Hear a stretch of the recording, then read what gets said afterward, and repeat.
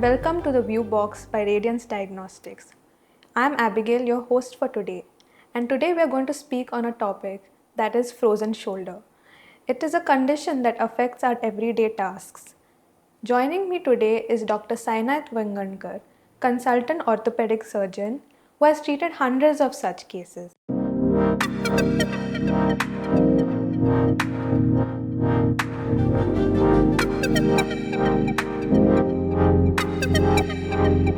Doctor, welcome to the show. Yes, thank you. Let's start with a simple question. What is frozen shoulder? Frozen shoulder is basically what scientifically it is called as adhesive capsulitis. Usually what happens is we have a lining to the joint which is called as a capsule. So usually it is like a thin lining. It's like you can compare it to like a silk lining which is there. But what happens in some situations, it is very supple actually, and it is very elastic. So in due course of time, or in some individuals, it tends to thicken up. The capsule tends to thicken up, and that leads to basically stiffness and pain in the shoulder. So basically the elasticity of the capsule, the lining of the capsule of the shoulder joint is lost. So that is what we call in common terms as frozen shoulder.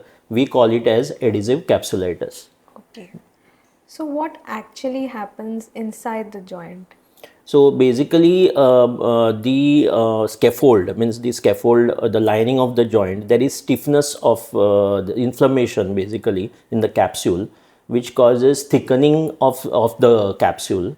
Okay, in terms of initially there is inflammation which tends to heal over a period of time, causing stiffness. So basically the inflammation will cause thickening of the capsule, which will lead to stiffness of the shoulder joint. How common is frozen shoulder? It is relatively common, usually in, I think, in middle-aged females usually. Tends to start at around 40 years. It can go up to say around 55 to 60 years. So the usual, the prevalence in females, in women is more than males. Due to certain conditions, like basically it can be hormonal changes, then hypothyroidism, hyperthyroidism. These are the changes. In diabetes, it is more common, and even post trauma, like even after injury, if you have immobilized the shoulder for a long time, that can also lead to frozen shoulder. Doctor, as you said, diabetics are more likely to get frozen shoulder. Why is that? Yes. So basically in diabetes, you get inflammation, especially in uncontrolled diabetes. Many people, they are not aware about the sugar levels going high. And if you retrospectively, if you check them, they tend to be diabetic. So usually they will have inflammation. So once there are high prevalence for inflammation, so the moment there is inflammation, there will be fibrosis in the capsule, which will lead to stiffness.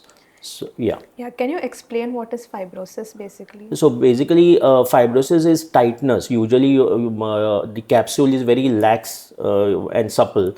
So in fibrosis, there will be tightening of the capsule and usually thickening of the capsule. So basically, there will be no stretching. Elasticity of the capsule is lost. So it's basically the scaffold will be very tight, and that is exactly what happens in a frozen shoulder.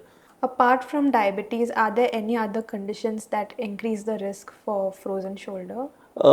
Yes, as I mentioned to you, like one thing is post-trauma. So after injury, you have to be like if the person is having a say, fracture lower end radius or the forearm, patient is put in a sling. So chances of developing the frozen shoulder is high if you are immobilized for a longer period. So even with the patient with the cast, like a below elbow cast, we tend to tell them to mobilize the shoulder as well. So that is one thing, and another the prevalence, like patient with stroke, like if they are having a hemiparesis, invariably there will be stiffness, or that also can lead to more of chances high developing shoulder. So in that case, physiotherapy has a role. You have to tell them active passive mobilization is very important. How does frozen shoulder typically start? Like, what is the first sign? Yeah, so basically there are what we stage it into three stages. Basically, the first stage is called as the freezing, the freezing stage, where there is more of pain and less of stiffness. The second stage is what is called as a frozen stage, where what happens is the pain will usually come down, but there will be more of stiffness. And invariably we have what is called as a thawing phase, where the mobility, the motion also increases, pain also decreases. So this is the healing, what we call as the healing phase. So the healing phase can go up to from say around 6 to 9 months to almost 24 months. So it can go up to 2 years. So it has got a long duration. So sometimes we say is what we do is, even if you don't like treat, there are different modalities of treatment. It is little complex, but over a period of time it will invariably heal. So but what happens is, provided we tackle at the right time. So earlier you diagnose the condition and you treat them accordingly. So you have delayed that, the what you say, the process, the progress of the disease to whatever 1 to 2 years.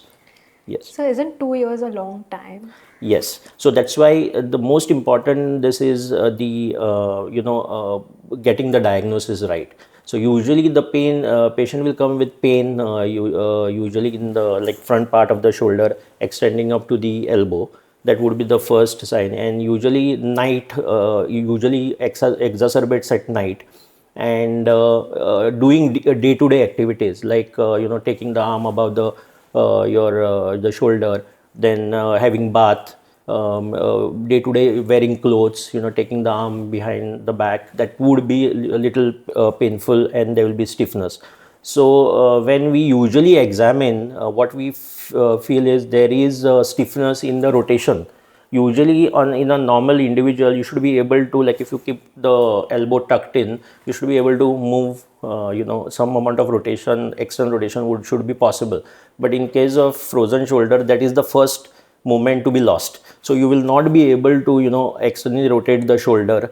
Even the internal rotation subsequently is missed. So when we diagnose the condition, it's more of a clinical diagnosis rather than investigative. But at the same time, we should do a X-ray, because many a times what is the other conditions which can give rise to stiff shoulders is, one is arthritis of the shoulder. So a simple X-ray would give you the diagnosis. You do a X-ray, you rule out arthritis of the shoulder. So we know, okay, that the X-ray is normal, so it's a soft tissue problem. And the diagnosis, if you want to, ultrasound is one of the ways, but that would basically differentiate a rotator cuff tear to a normal to adhesive capsulitis. So it can be picked up on the ultrasound. Furthermore, if you are more specific, would be a MRI. Okay. Yes, so we have to, because every stiff shoulder is not a frozen shoulder. Yeah. So that is the way to go about. Yes. So you've mentioned rotator cuff tear and Tears. arthritis. Yes. How are they different from frozen shoulder? Yes. So in a rotator cuff, basically it's the rotator cuff is the muscle which helps to rotate the shoulder, right? So it is usually found in young in sports related activities, plus in elderlies also. So in elderlies, what we get is what is called as a degenerative tear. But in young people, athletic people, you can get, but that would be like more of excruciating pain, sudden snap in the shoulder. They will not be able to abduct the shoulder, and it's more of like, then we do the X-ray itself will be normal, but then you go do your ultrasound and the MR, that would pick up. So the management is altogether different. Like in an individual with a young who has snapped the shoulder in like a rotator cuff injury, ideally would be a repair. So there are various modalities. Either we can do arthroscopic repair, we can do a mini open repair. Yes. What does frozen shoulder pain actually feel like? Usually, it would be like initially it will be like a dull aching pain, mostly located more in the shoulder. It can go to the nape of the neck, plus it can radiate up to the arm. And classic, it is more common at night. Usually, they will complain of more night pain as well as stiffness. So that is what it would be described as. Yes. Why specifically at night? Basically you are at rest, so that is the thing. So basically when you are rest, you are relaxed, so you will not feel that initially when you are doing your day-to-day activity. Yes. Yeah. Here's a practical question. If someone right now from our viewers is suspecting frozen shoulder, how can they test themselves at home?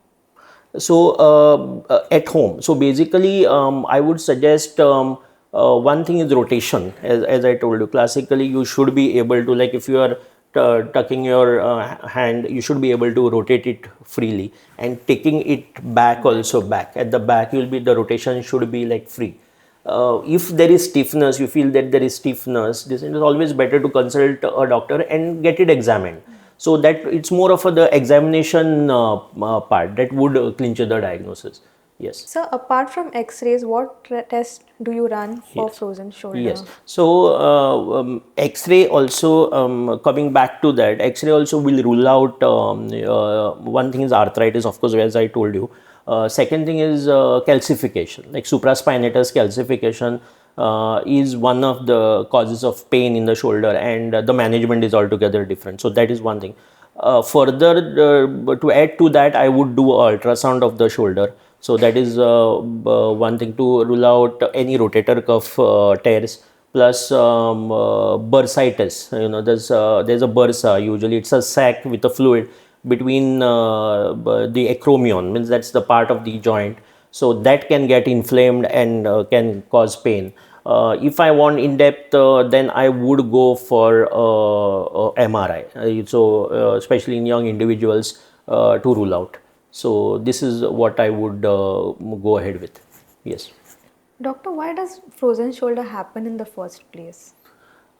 Yes, so we don't know the exact reason for this. There are multiple factors, as I mentioned to you earlier. Some predisposing factors like diabetes, the middle age, of course, ladies, it is more common. Sometimes it can be bilateral. You can get on one side. 20 to 25% of the individuals can go. You can get it on the other side also. Like if you started on the right side, you can go on the left hand side. Plus autoimmune diseases, then hypothyroidism, hyperthyroidism. This is one of the causes. Then stroke. So it is basically the inflammation. Ultimately, what we have realized is the inflammation which is causing. There are some predisposing factors which cause the inflammation, causing the capsule to have stiffen up, have the fibrosis, and that is the reason. So yeah. Doctor, you had made a mention that if you get it in one shoulder, you're more likely to get it in the other shoulder. Is there Yeah. any connection? Yeah, it is not. Some predisposing factors are there, as for diabetes or something, like you can get it on the other side, because we don't know, because bilateral also is known. I've seen patients who are having bilateral frozen shoulders also, which is rare, but it can happen. Uncontrolled diabetes, and I have that's my personal opinion. But what I feel is, even when we control the diabetes, get the sugars under normal parameters, and you can start with some rehab, physio, they do very well. So I insist when the patient comes to me to get their sugars controlled. Whatever I do is subsequent. Once you get the sugars controlled, half the battle is won, and then I feel so they respond to my treatment much better. That's Yes. nice. Yeah. Can frozen shoulder develop after an injury or a surgery? Yes, yes. So one thing, basically, yes. So prolonged immobilization, so of the shoulder, or we can say, for the you have developed any fracture of the elbow or the wrist, immobilization, that itself can lead to this. Plus rotator cuff injuries. What we have realized is, Many a times it is like, there is a watershed. We don't know whether it's a rotator cuff injury or a frozen shoulder. Many a time they are immobilized for a long. That also can lead to the frozen shoulder. Yes. Okay, doctor, let's bust some myths. I will read some statements that people Yes. believe. You tell me whether it's true or false, Yeah. and you can justify it with a sentence or Yes. two. Yeah. Yeah. Okay, let's start. Yes. Yes. Number one, frozen shoulder will clear up in few weeks. False. It will not clear up in few weeks. In few weeks you might feel better, but it is a long duration. It's a long duration. You should be prepared for minimum from, it's like might be 2 to 3 months onwards to might be say 12 to 24 months.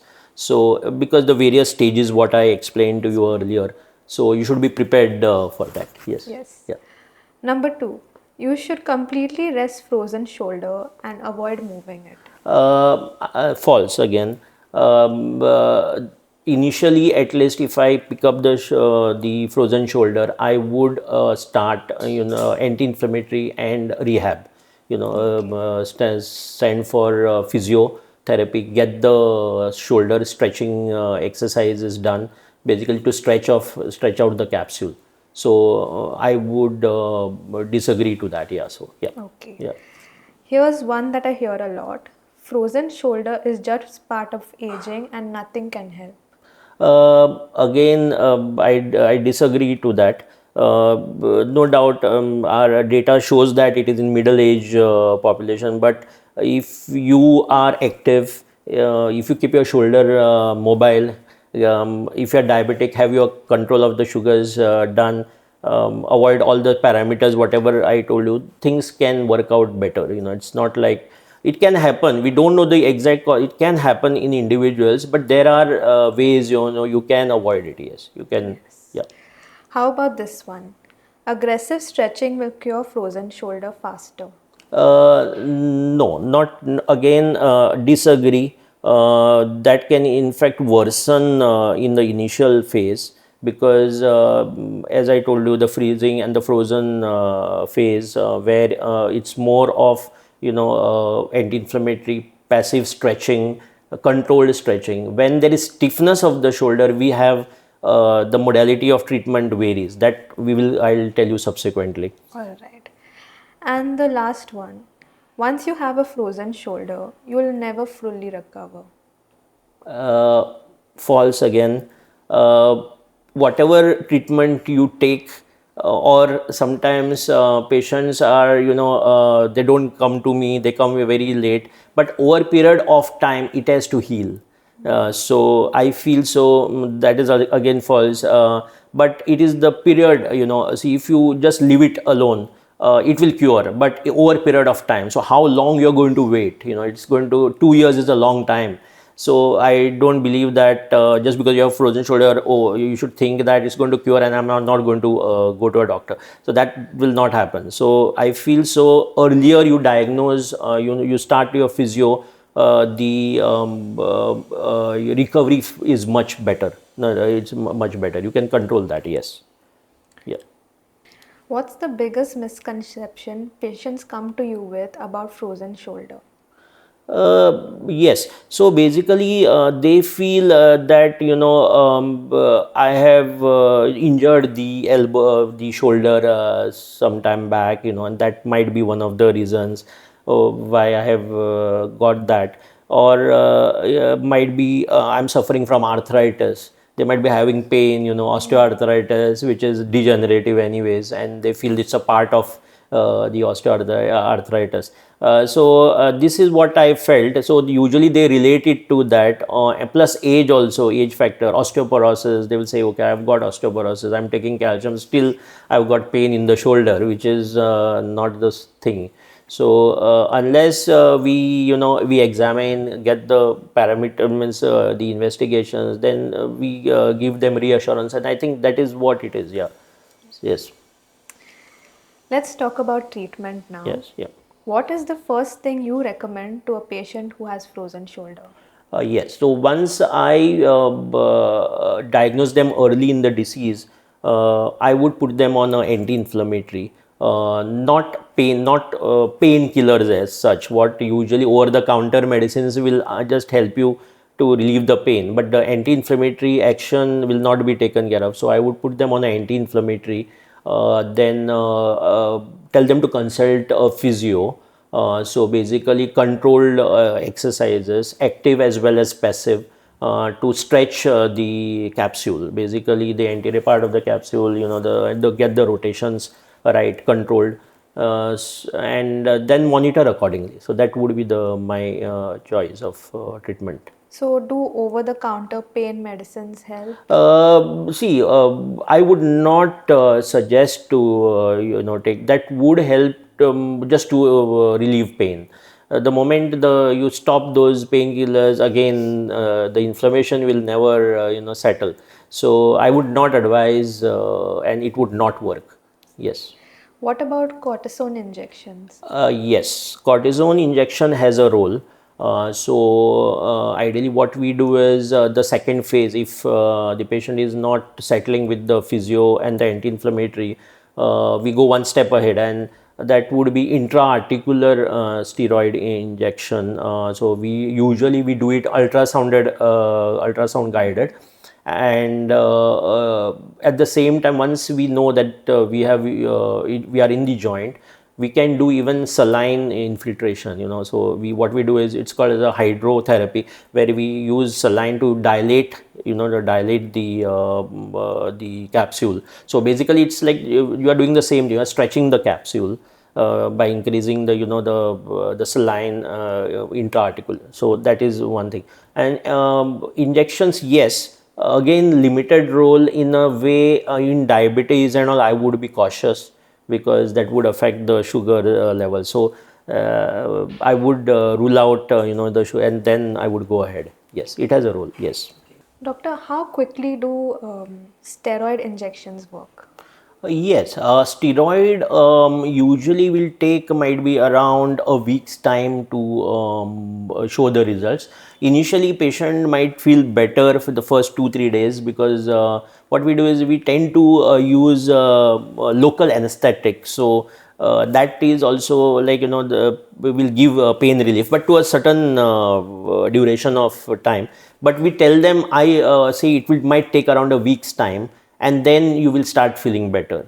So after after 1 week, then I would put them on again course of physio, because chances of reverting back, stiffness, all these things are there. So they do much better later on. Yes. Doctor, you've spoken about physio right now. So what exercises should be included for patients who are suffering with frozen shoulder? Yes. So one thing is, we give heat therapy. So that is basically we give ultrasound therapy, and then stretching. Okay, like manual stretching, that would be like active as well as passive stretching. Then there are certain like pulley exercises that also we advise them to do it. Yes. Yes. Yeah. Should you push through the pain while doing an exercise?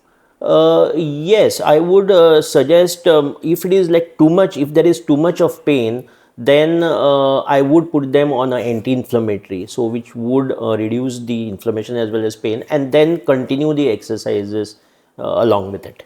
Yes. And according to you, how long should these physiotherapy exercises continue for the patient?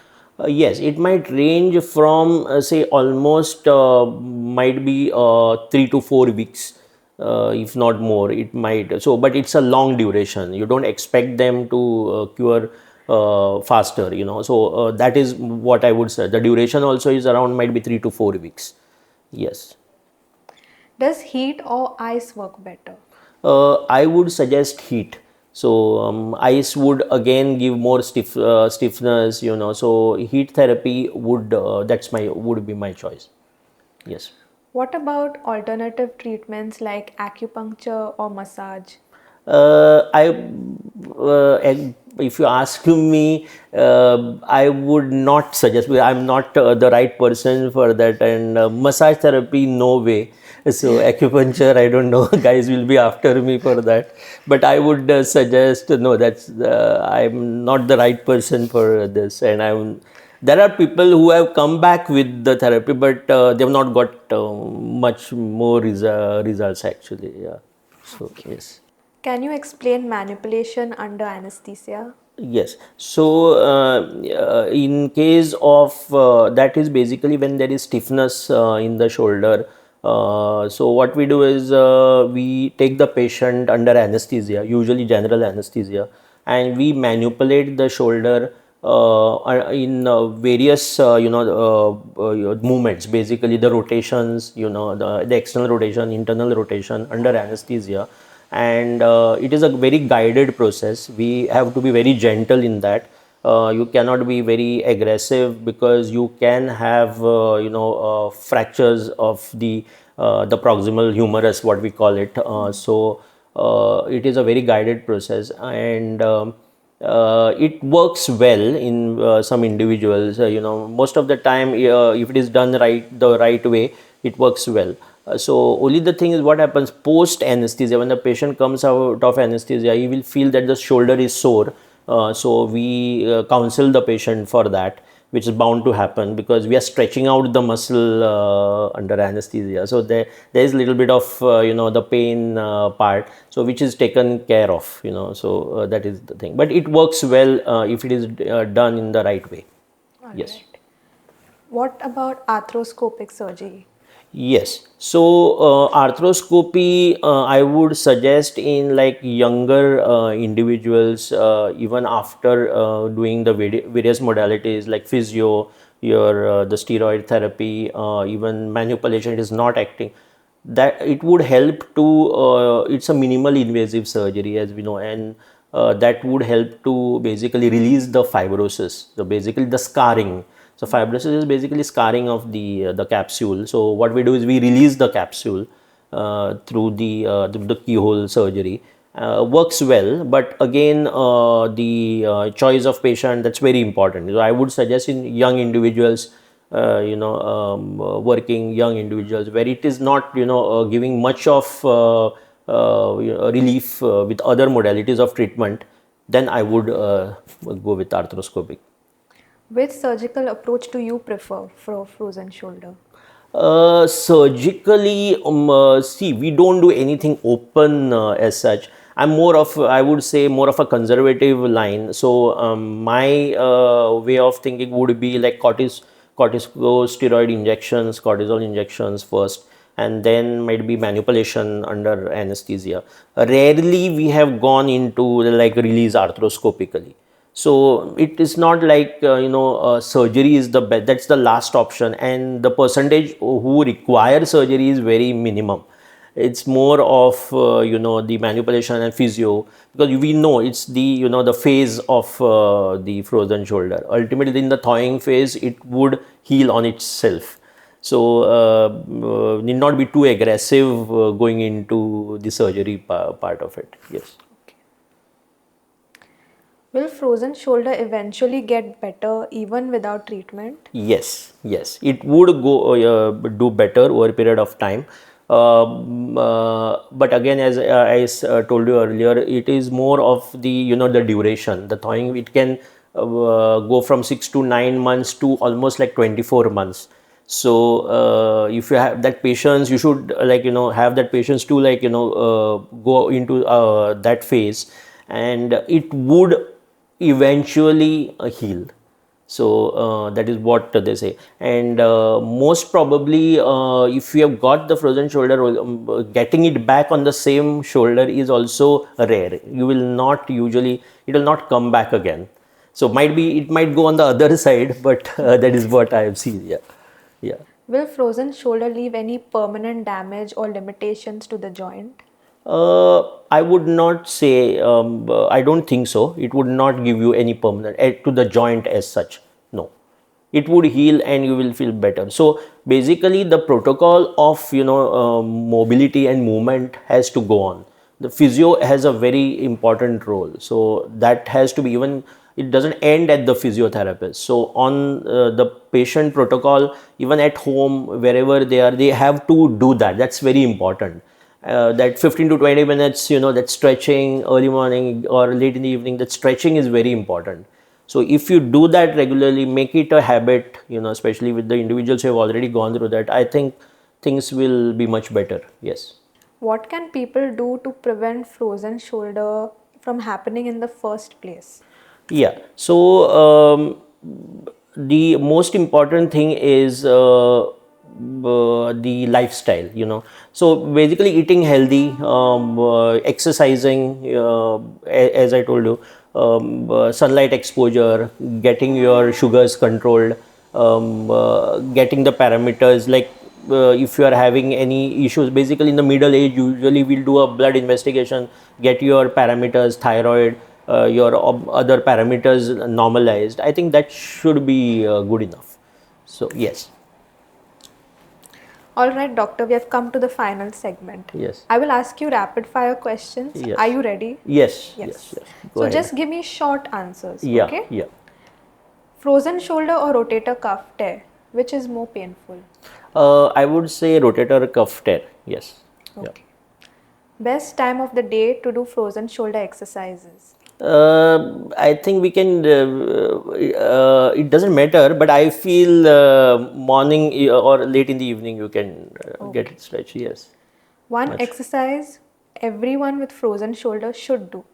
Yeah, so basically the rotations of the shoulder, the external rotation, the internal rotation and the abduction movement, that has to be controlled. That has to be done. Okay. Yes. Biggest mistake patients make with frozen shoulder? They feel that it is a part of arthritis or some old injury which is never there. So it's a self-limiting condition. It can happen to anyone, especially in that middle age group. So but they relate it to some injury which has happened to the past, which they cannot even remember and stuff like that. Yes. Yeah. Can you get frozen shoulder from sleeping wrong? No, not at all. Does weather affect frozen shoulder? In colder climate, yes, because it would exacerbate the pain and the stiffness. That's it. Yeah. Can young people get frozen shoulder? Uh, Unlikely, unless there is trauma like injury to the shoulder and or the elbow or the wrist or upper limb, and you have immobilized it. Yeah. So that's the only reason. Yes. Doctor, this has been incredibly helpful. Yes. So what's one message you want to give our viewers right now with regards to today's topic? Yeah. So I feel in a broader perspective, it's a very common condition nowadays, what is happening. And we have to basically think of like if you got pain, classic like middle age lady, having all these issues. It's always better not to ignore it. I would suggest get yourself examined and get the diagnosis early. So if you get the diagnosis early, I think you can curtail that period. Otherwise it would drag on for the 24 to for whatever months. And there are modalities of treatment where we can intervene early, and the recovery also is much better. So it's basically living the lifestyle, the lifestyle modifications, as I told you. So that is also from the patient's perspective is important. Keeping the shoulder, mobile, doing your stretching exercises. That is what I would consider as a take-home message. Yes. Doctor, thank you so much for sharing your expertise on frozen shoulder. Yeah, most welcome. Most welcome. Yes. And thank you to our listeners. If this episode helped you understand frozen shoulder, do share it with someone who needs it. Until then, take care of your shoulders.